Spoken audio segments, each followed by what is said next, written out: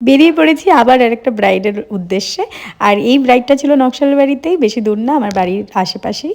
তো বেরিয়ে পড়েছি সকাল সকাল ওর বৃদ্ধির লুকটা করার জন্য। অনেক সকালে এসেছি, অনেক সকাল বলতে 8টা নাগাদ আমি ওর বাড়িতে ঢুকে গেছি। দেখতেই পাচ্ছ ওর বাড়ি পৌঁছে গেছি।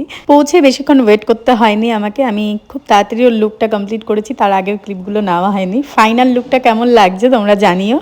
বৃদ্ধির লুকটা কমপ্লিট করেই আমি বাড়ি চলে এসেছি। এসেই ফ্রেশ হয়ে আবার রওনা দিচ্ছি ওর বাড়ির উদ্দেশ্যেই, যেহেতু ওর ব্রাইড লুকটাও আমিই করব। এসেই দেখি ব্রাইড এত এক্সাইটেড যে ও তাল পাচ্ছে না ও কি করবে।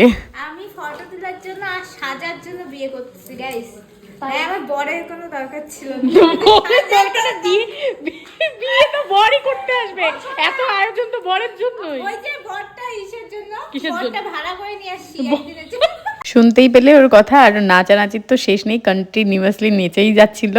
ফাইনালি ও নাচানাচি কমপ্লিট করে এসে মেকআপ করতে বসলো। অনেকটা টাইম আমাকে ওয়েট করতে লেগেছিল।